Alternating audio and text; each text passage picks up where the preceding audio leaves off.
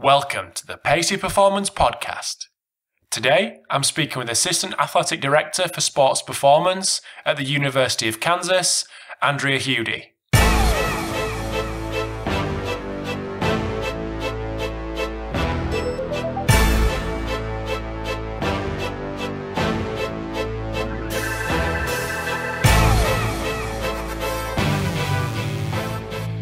This episode of the Pacey Performance Podcast is sponsored by simplyfaster.com, and that's spelled S-I-M-P-L-I faster.com.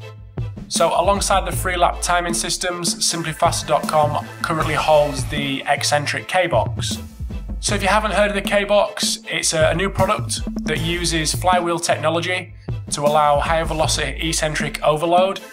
So I saw the K-Box for the first time when Mike Young from the US brought a couple over for one of his workshops in Gloucester.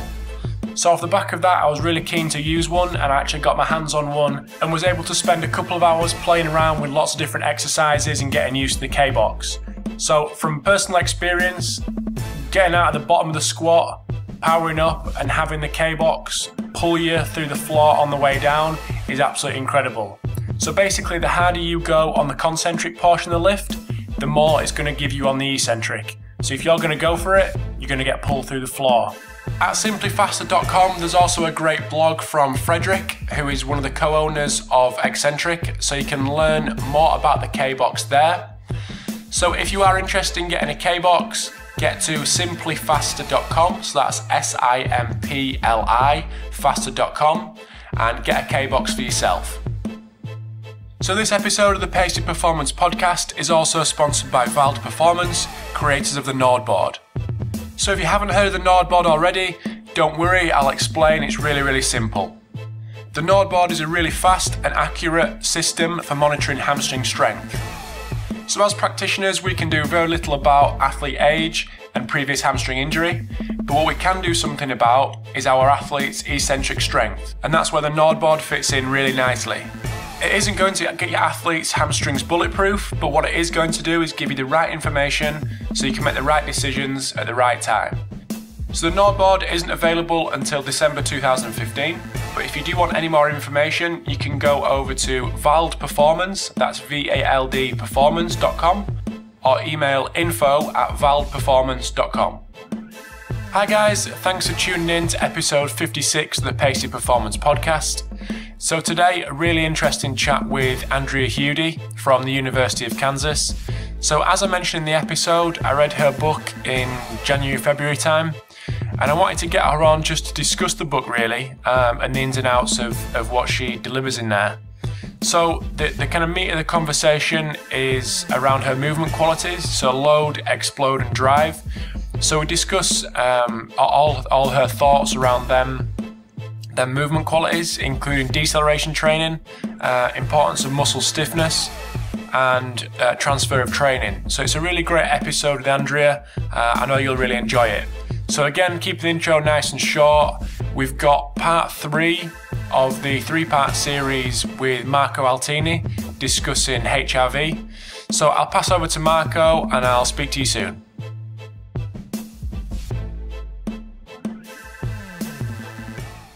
Hi Rob, thanks for having me again on your podcast for another quick exploration on heart rate variability or HRV. In the last episode we've seen that by using a few best practices related to consistent body position, breathing rate, time of the day, HRV can be acquired with reliability even at home using apps like HRV for Training. The HRV data, in particular day-to-day changes following intense workouts, can then be used to guide your trainings and help you understand if you're fully recovered or should take it easy for another day. So in this podcast, we will talk a bit about more advanced and experimental work. While it is definitely very interesting to look at HRV on a day-to-day variability basis and understand the impact of intense training sessions, much research is now trying to use this data to understand more about our overall condition over longer periods of time, weeks to months, for example, in the context of a training program. Questions we can try to answer are we adapting to a new training plan? Is our physiological condition optimal while approaching a race, or should we change something? Are we at risk of overtraining, non-functional overreaching, or accumulating fatigue? So from recent research, it's clear that HRV alone, as traditionally analyzed, cannot answer all these questions. When we look at HRV over longer periods of time, the common rule, which is higher HRV equals better condition, does not necessarily hold anymore. However, by combining a series of physiological parameters and methods, we can definitely learn more about physical condition. So by looking together at, for example, changes in baseline HRV, meaning our weekly averages over time, as well as looking at the variability within our scores. For example, if our readings are jumping around a lot during a week, or if they are pretty much the same score every day, together with information about heart rate, and of course on our current program, meaning training load, intensity, and so, there are some consistent patterns that we can identify in all of these signals to try to understand how is our overall condition over our longer term trend, let's say. For example, research showed that low variability between readings together with a stable or increasing HRV baseline can be more representative of good adaptations to training, while the same reduction in variability between readings, when we associate it with higher heart rate and lower HRV, it can be more representative of fatigue. So in this context, looking at multiple parameters can help better understand what is going on, and is typically the only way to try to understand what is going on. And tools like HRV for training are now constantly evolving to bring this more advanced analysis directly in the app and do the math for you so that you can use the information to further optimize your trainings. This is all for the last episode of this series on HRV, and thanks again, Rob, for having me on your show. So massive thanks to Marco for the 3-part series on HRV, which has spanned over the last 3 episodes. So you can check out all Marco's work at HRV4training, so that's 4 as in the number 4.com. So he's getting a lot of traction on social media at the minute with the blog that he's putting out, which is great. So I'd encourage you to check out his work on hrvfortraining.com. So massive thanks to Train with Push for sponsoring the technology segment today. So as I've said in the past, I'm still using the push band, which is a great tool for coaches to use, whether it's just using for themselves or with their team. So I know, like I said last time, there's some developments in the pipeline for the app and the things behind the scenes at Push. And I think the thing that radiates with me with regards to Train with Push is the guys behind the scenes. So really top guys, really helpful, really happy to receive feedback. So one thing I would recommend you check out is another podcast. So HMMR Media with Martin Bingisser. So I'd encourage you to check that out because he interviews Dr. Bryan Mann, and he discusses velocity-based training as he did in the Pacey Performance podcast. But it's just an updated version, really. So I'd encourage you to check that out, and I'll put a link on the site at paceyperformance.co.uk to be able to check that podcast out. So make sure you do. So if you are interested in getting a push band, get over to trainwithpush.com if you're in the US. If you're in the UK, get to Strength and Conditioning Education /push, and you can get a push band for yourself. So I'm planning to bring the technology segment out over the next couple of episodes. So if there is anything in particular that you want to hear about in a little kind of condensed segment, just let me know.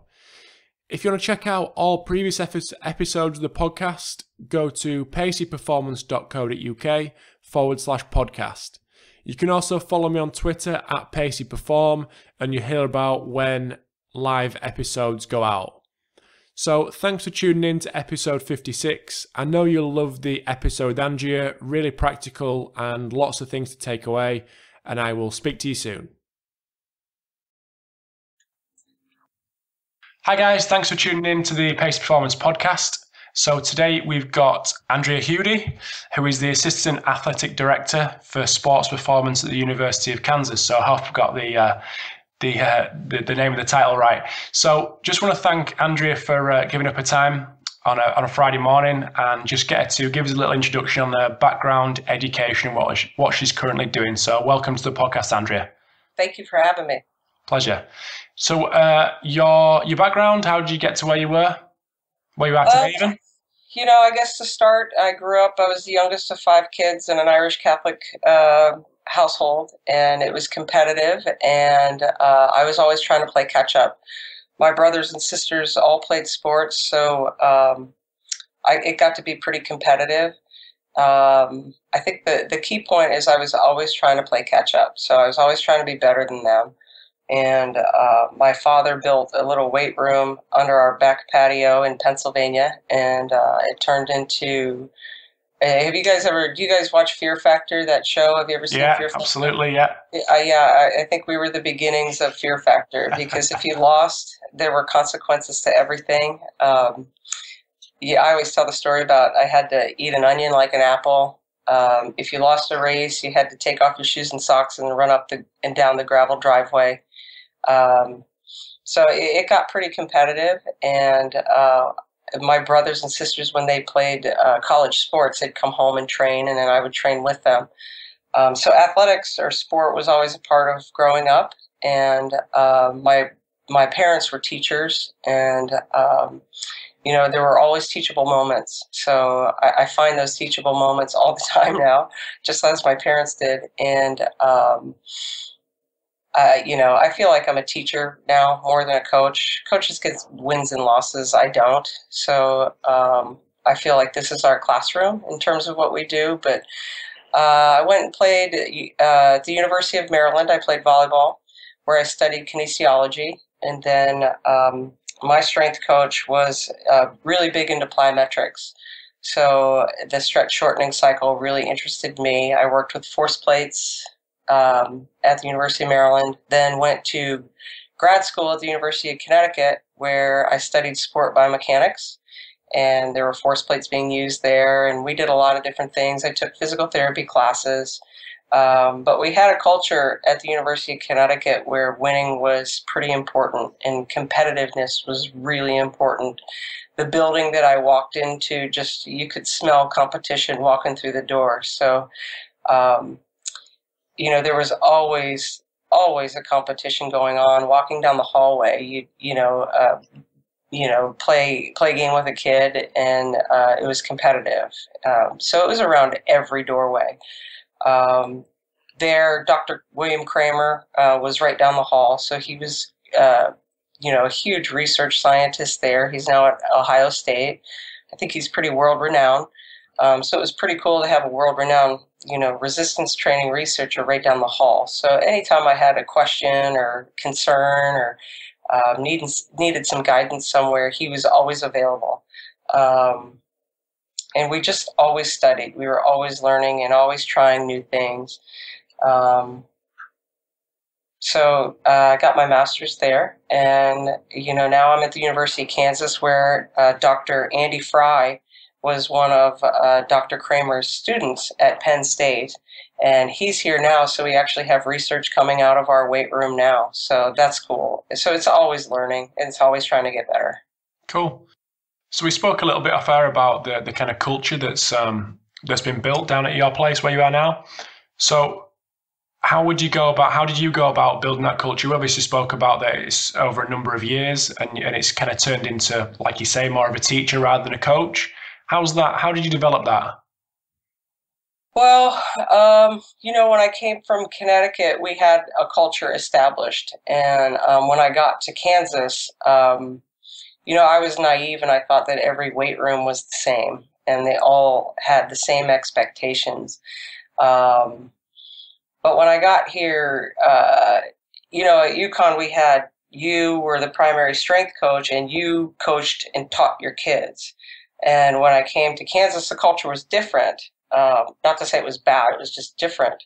That the kids could come in the weight room and lift on their own at whatever time. And I'm like, well, then how do I coach? So I kind of got stuck with that because it just wasn't what I was used to.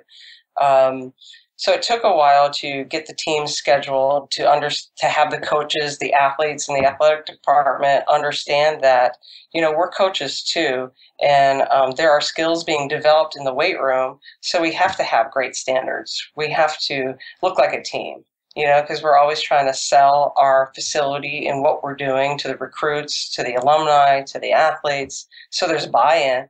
So we had to have certain standards, and it was tie your shoes, take off your jewelry, wear the same thing, tuck your shirt in, and let's go. We have some stuff to do because, a lot of people think that the weight rooms are like fitness clubs. The music's jacked.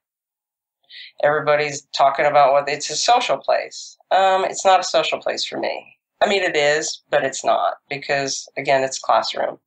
And there was a lot of deliberate teaching and a lot of deliberate skills to be developed. So that you have to pay attention and you have to have an audience. You have to create that, and you have to understand that the weight room isn't a place to goof off, Do you think that them kind of thoughts that you've just got across there are missed a lot of the time? The fact that it is a place that has to have a massive amount of intent, and the kind of rules have to be straight on the line so people know exactly where they're standing? I don't know. That's just how I am. Mm-hmm. I think everybody's got their own style, which I respect. But I have a job to do, and I want to make the best healthy athlete that I can. And strength isn't always everything. So you don't always have to lift in the weight room. We try to explain to the coaches that, there are fatiguing workouts, but that's not what I do all the time. The majority of what I do is a lot of recovery and a lot of velocity-based stimulating workouts where we're activating so that they're ready to practice or they're ready to play. Mm-hmm. So you mentioned it there, and it's kind of going off topic a little bit, but the velocity-based training that you just mentioned there, how has that come into? How have you incorporated that kind of technology into your programming as it's become more readily available? Yeah, we use Elite Form for our velocity-based training. We worked with Dr. Fry and compared it to our force plate readings on the same lifts, and it came out to be very significantly correlated. So we purchased the Elite Form, and what's cool is, we can fatigue and we can build strength in the off season as we should, because I know strength is a part of power. But then once the season rolls around, it's tough because with basketball and our program here, they run a lot. So standing is a load, running is a load. Everything that they're sitting, if they're sitting improperly, is a load. So, we're just trying to make them the healthiest we can. So the worst thing I could do is fatigue them more because the season could be 6-7 months long, and that's a long time. We've done some cortisol studies and looked at cortisol as a stress hormone and where it peaks and how it peaks and where it trends and how different people operate differently towards the same stress. So the best thing that we've done was find that load, that optimal load for high power output, and then we just try to push the speed throughout the season. So hopefully they're not getting sore, I like to do the lowest dose possible to have the best gains. So I don't want to overdose my athletes on exercise and they become fatigued. So dosage is really important to me, and it's a process, so we follow the trends, just like the stock market. Are they getting better? Or are they getting worse? We got to figure it out. And each one's individual. So we operate within a range that they're using in terms of their load. And then again, we're pushing speed. We want speed. We look at their max power, average power, depending on if it's squat or bench. And then we look at max peak power, or whether it's a snatch or clean. And then we try to match that with a sub-maximal load. Mm-hmm. Cool.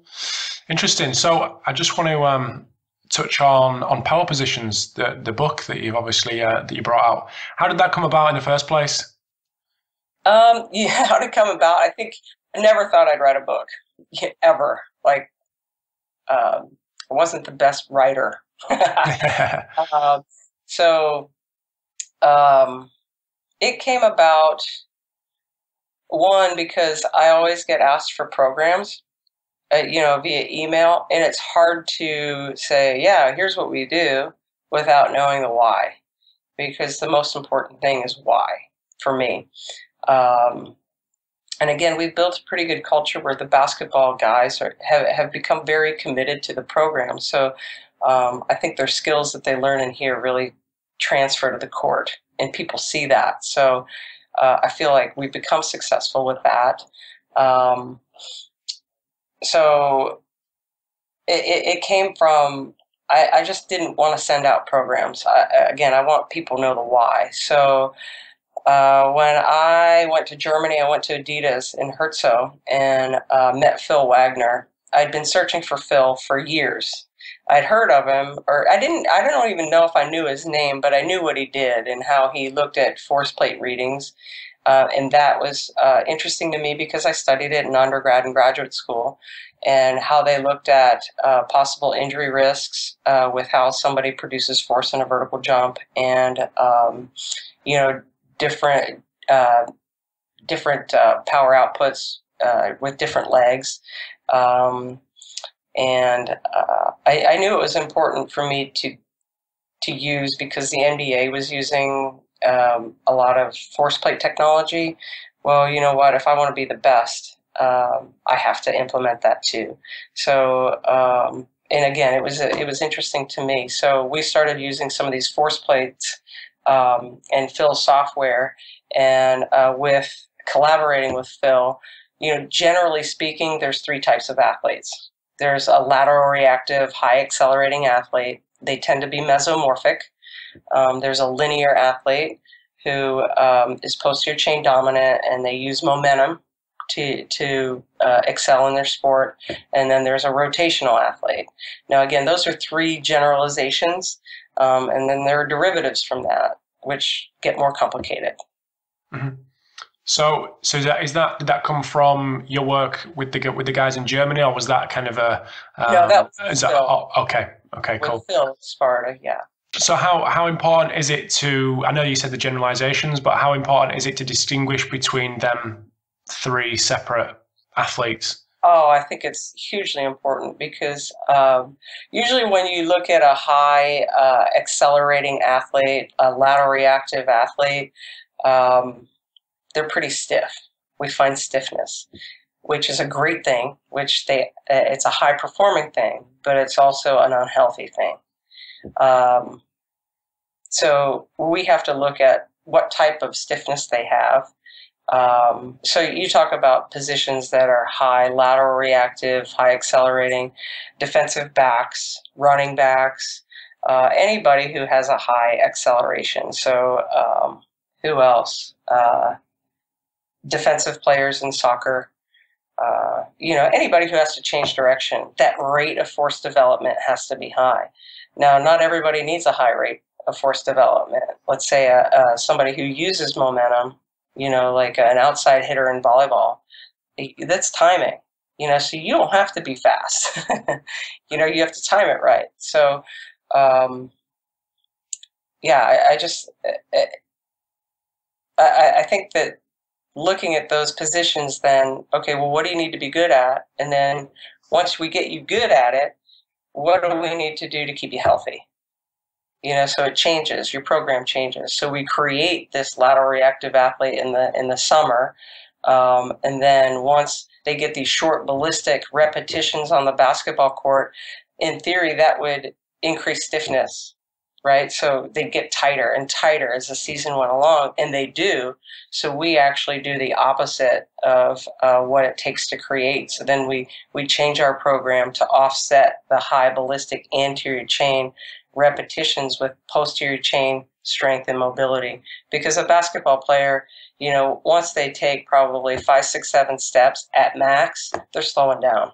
They're not hitting top speed. So is there anything that's constant across them three groups of athletes? I would say minimal strength. You need to have a base strength to participate in a high-level sport. Cool. So you just want to, I know you've mentioned the three categories there. Do you just want to give us a little bit of an idea how you then, so picking one of them maybe, build the program around them specific qualities that you've determined? Yeah, let's say a lateral reactive athlete, because that's pretty much in general what I work with. Usually we get, there's so much early specialization in late specialization sports now, like basketball, where these kids, they come in and they're great at basketball, but all they do is play basketball. They get good at it, but then they get really tight. So they have zero ankle mobility. They have anterior tilt in the pelvis because their quads are so tight.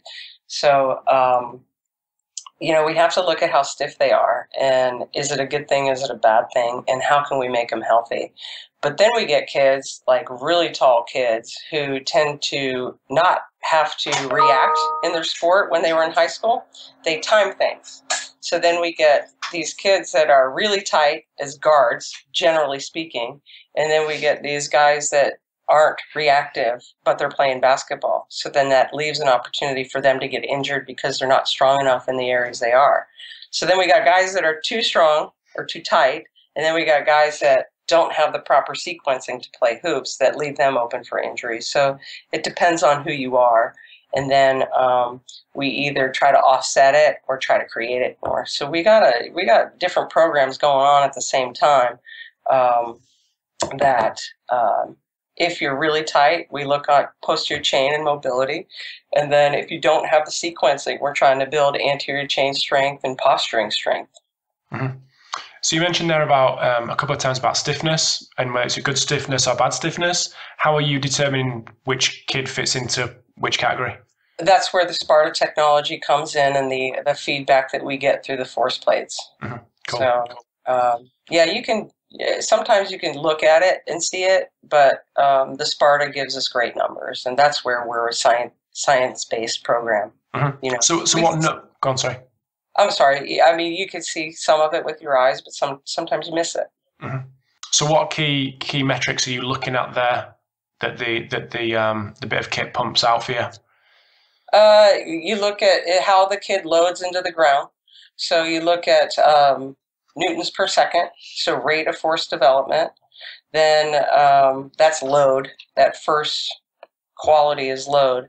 The second quality is explode, and that's really can you maintain posture while you're loading into the ground and exploding out of it. So a lot of it has to do with total body strength. How many, is it newtons, kilograms per body weight? I can't remember, but it's really how strong you are, especially through the thoracic area. And can you keep an upright posture and brace through that jump?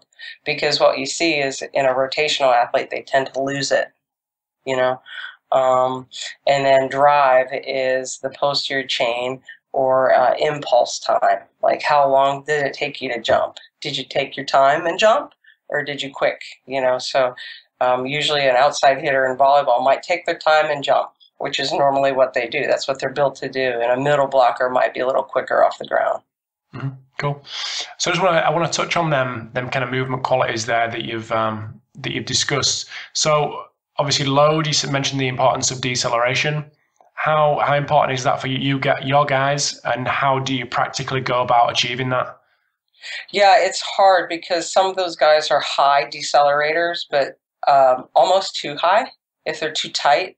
And then that leaves them open or susceptible to lower leg injuries, foot injuries, quad injuries. So sometimes we have to suppress that to keep them healthy and make them more mobile. One way we can decrease that is to do more mobility, spend a little bit longer on the ground. Instead of short response plyometrics, let's do longer response plyometrics and get your whole foot on the ground. We work on foot position. Always point your feet forward, knees out, engage the glutes. And then the easiest way to increase a rate of force development is a depth jump. That's the easiest, So another way to work with that load and explode. Also our front squats, one leg squats, because you have to posture, you have to stay upright. So how are you integrating that with your really tall guys? Is that a problem? It's a huge problem because our really tall guys, some of them lack ankle mobility. So we work around it. We work ankle mobility on the side or after. So we're at a 2-to-1 where we look at stretching and mobility exercises per 2 of them per 1 strength exercise. So like the tall guys, to get them to make sure that their torso is upright, we'll elevate their heels. And people are like, what, you're elevated? That's too much. Yeah, but you know what? I have to build this athlete or the coach isn't going to be happy. So I have to build the athlete, and I'm going to figure out a way to do it so that they do get the proper knee range of motion, that we can build that quad, but also at the same time that their torso is upright and I don't make them susceptible to a back injury in the weight room. So we really elevate their heels, and it helps a lot. Cool. So you mentioned the longer response plyometrics. Do you just want to give us a little insight into exactly which ones fit into that category and where in the season you may place them? Well, I think we can make any plyometric that we do longer response. We just want greater joint range of motion. So instead of going as quick as you can, let's do it as deliberate as you can. Let's do broad jumps. Let's do jumps up our steps. So we want more with those high lateral reactive guys. They tend to be quad and ankle dominant, or ankle and knee dominant.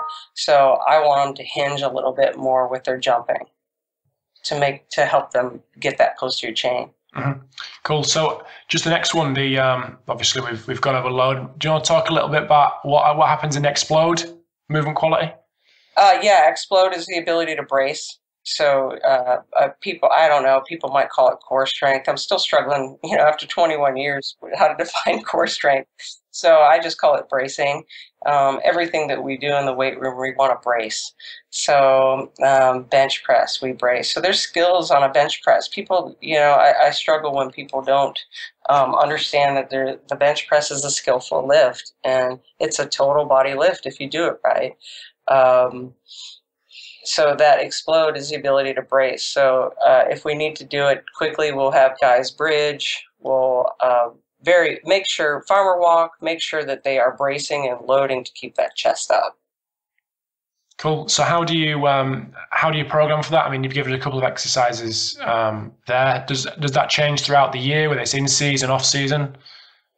Yeah, it does, because even stress can increase stiffness. We've seen it. We've seen it on the force plates. So just if it gets too high, a lot of thoracic mobility, a lot of body weight movements, floor movements, stretching, loosening up the core, again, a lot of rotational movements. But a lot of it, too, is how they deal with things mentally. Cool. So, I mean, you just touched on there, but mental side of things, how much input are you having on that side of things? Obviously, you've got student athletes, you've got people who are high stress times with exams and things. What kind of input do you have on their kind of welfare when it comes to the academia? I don't have much, but I'd be willing to help anybody with anything at any time. So if somebody needs my help, I'll help them. But I tend to be, it's stressful. There's a lot of pressure on these guys to win. So if a kid's not feeling it, I might give them off and tell them to come back. Some guys might need a massage, so it's stressful, and we're together all year round, and you get to know people, and hopefully there's a relationship of trust, and we talk through it. Mm-hmm. Do you implement any specific systems that monitor the stress that the guys are going through? Well, we look at we did the cortisol study, so we actually looked at cortisol, but fatigue can show up on either the Elite form or the Sparta software. So we can look at some things. We have an app that we try to track their sleep, nutrition, hydration, but I don't know if they're great with tracking that. Is that just like quite like a subjective questionnaire? Yeah, it's easy. All they do is type in how many hours they sleep, how many grams of protein they had, how many ounces of water, and how many servings of vegetables. So, they're not great at tracking their own stuff. So we're constantly trying to educate and teach them about nutrition and sleep. Mm-hmm. So how do you try to get that education across? Is it just a conversation, or is it specific kind of presentations, documents? Yeah, both. I would say they're presentations, but they're informal. We actually have been, I know leadership's been tossed around now recently, so we actually have a guy who's on staff here who every once in a while will come in and do a leadership talk, and for 5 or 10 minutes. And it's not them sitting down in a room for an hour and talking about leadership and then say, go do it. We want to practice it. We want to practice it deliberately and daily. Cool. So I'm just picturing what we discussed off air right at the start in your weight room that I've obviously seen on the internet. Do you just want to talk to us about how, I don't know if you were kind of in the process of actually in setting that up, but how the guys kind of flow through the gym, what they do when they get in, and how it kind of works. Obviously, it's a huge weight room, so you're getting plenty of guys through there. Yeah. We have the weight room set up in, there's probably 4 different sections on this first floor, so that we can either have one big team and one smaller team. We have an agility area, we have TRX area, we have a mobility area. So there's a lot of different places. It is huge. So there's a lot of different places where we can section off teams or certain groups of people. So when the guys walk in, the first thing they see is their assessment, and that's the force plate. So we can, try to monitor fatigue or strength levels and mobility levels throughout the year and base our program. We're trying to marry the two right now. So what's cool is that if we're in season and the guys come in, jump on the force plate, they walk over to the elite form and their program's already up based on their neuromuscular profile for the day, because that's where I look at exercise and exercise prescriptions, because force production or power production is pretty sensitive. You could talk yourself into something, you could talk it out. You could eat yourself into something, you could eat it out. You could sleep it out. So every day is different. So the exercise prescription would be based on how they are feeling or what they're producing that day. So they walk over, and if it is a mobility day, and they'll go back, we have gymnastics mat set up. We have a mobility wall where there's a bunch of ropes so that you get in any different position. Or they sign into the elite form. They grab their weightlifting shoes or their agility shoes, depending on what the outcome or the workout is for the day, and they work out. We have post-nutrition here, and then they tend to leave. And then we'll go to practice. Cool. So the force plate they jump on when they first get in, is that just a counter movement jump? Mm-hmm. It's 6 counter movement jumps with the use of arms. Phil has statistically proven that you take the best 3, and he takes the average of the best 3, and then you get what he calls a movement signature. Mm-hmm. Okay, and that then gets programmed into elite form, and then it kind of collaborates the two? Well, right now we're doing the program in elite form, but they are working together so that it's the McDonaldization of sport performance, and it'll be cool. So I just want to go back to the final quality that you discussed in the drive. Can you just explain that quality and how it might be developed? Yeah, I think of the muscle tendon unit as a spring, because you stretch it, or a rubber band, you stretch it, it wants to snap back. So when I look at like a lateral reactive athlete, I think of a suspension spring, right? So you drop it and it's bouncing everywhere because it's pretty reactive. On the other hand, the total opposite, I think of a slinky. So you drop it and it just folds over. So that's the quality I think of when I think of like mobility. Andrew Wiggins was a #1 draft pick in the NBA last year, 2 years ago. He was also Rookie of the Year.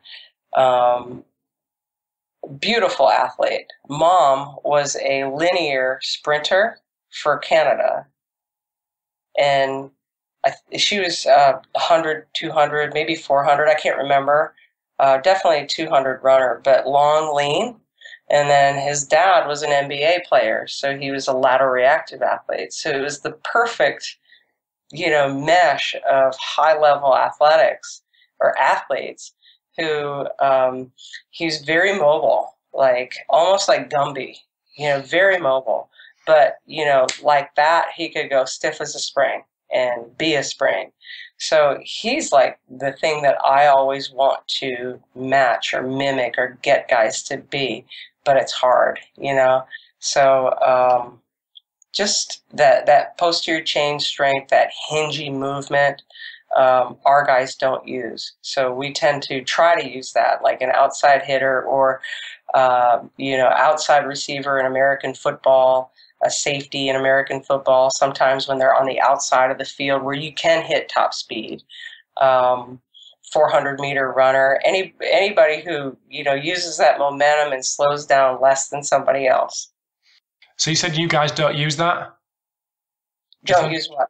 I think you said about the, when you said about hinging and things like that, you said our guys don't do that? Well, our guys who are great lateral reactors tend not to hip hinge. Okay. Okay, sorry. So they actually lack, or what appears to lack is posterior chain strength. They just don't use it. So we do a lot of hip lifts, hip bridging, in-season RDL, deadlifts, so that we do bring up that posterior chain quality in season. So, with all that said, how do you go about measuring your the success of your program, and how often do you measuring that? Obviously weekly. How the guys are improving, not improving? We like this morning. This was our third lift this week. We had 2 mobility sessions, but 2 mobility sessions for the guys who needed mobility. The other guys actually did more lifting. So some guys lifted 5 times this week. Some guys lifted 3 and did 2 mobility sessions. So what was your question? Sorry, how do you measure the success of your program? Well, we measure it all the time. So we're looking at the numbers on elite form. We're looking at how they're sequencing and their performance on the force plate. Are we making a more efficient athlete? Are we suppressing their scan and having higher output? Is what I'm looking at. Is the sequencing right? Are they lifting the same weight faster than they did last year? And more technically sound. So every day we measure if we're getting better or not. And there's spreadsheets floating around here right now that we had a spreadsheet this morning. So this morning they had back squat. They had 5 sets, and again, we have practice this afternoon, so the volume isn't there. The neuromuscular adaptation is. So we did 5 sets of 2-2, 1-1-1, and all I had them do was try to hit their average power output in a squat at a prescribed weight, and we just try to push the velocity. And I had 2 guys today scored 2 of their best all-time scores on a squat. One guy squatted, what did he use? He used Jamari 235 at 1.07 meters per second, which was 1,122 watts, which is really good. We've done some research with Dr. Fry, and we've correlated, like, you need to hit a certain number of wattage if you want to go to the NBA. If you're a good ball player and you don't hit that wattage, you're going to play developmental league or play in Europe. If you can hit this number of wattage, your chances to get in the NBA. And those are tools that we use to motivate the guys. 100%, yeah. Yeah, so another guy then saw that he hit 1,122, and then he hit 1,074 with 285. So now I know that this one kid, he moved that at 1.07, and according to Bryan Mann, we want, we want around 0.85. So I need to increase this kid's load. Mm-hmm. Cool. So that's how you're measuring your kind of your success of your program, kind of gym wise. How are you measuring that then? How it transfers onto the court? We look at the scan that we get. And now we're running correlations with the scan and minutes played at Kansas. Explain the scan. The movement signature from Sparta. Okay, yeah, all right. So we create this scan, right? So we have this, and we'll call it a Kansas basketball scan because I bet the scan could be different if you played zone on defense because you're not reacting that much. We look at that lateral reactive scan, and then we correlate it to minutes played. And we're looking at other performance variables too, and we want to look at the scan and power output on a hang power clean or power output in a squat. Cool. So I'm just I'm conscious of time. I don't want to keep you all morning, but you mentioned a CPD event that you're going to. I just wanted to kind of get your opinion on. Get your kind of calendar for the next. Pardon? What event did you say? You said you were going down to Austin. Oh, the functional range condition. Yeah. And have you got anything else on your calendar, kind of CPD wise? The season's starting, so not right now. I always attend the NSCA events when I can, so I'll probably be pretty locked up until April.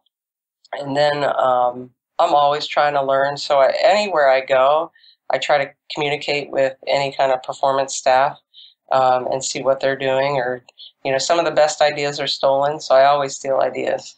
Cool. And I'm guessing plenty of people come down to Kansas to see what you guys are doing? Absolutely, yeah. Cool. So where can people find you on social media and keep up to date with what you've got going on?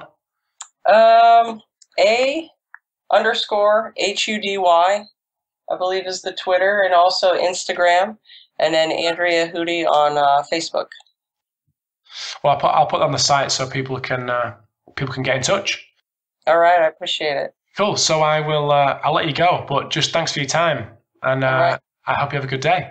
Thank you. You too. Thanks again. Thank you. Bye. Bye. Thanks for tuning in to episode 56 of the Pacey Performance Podcast.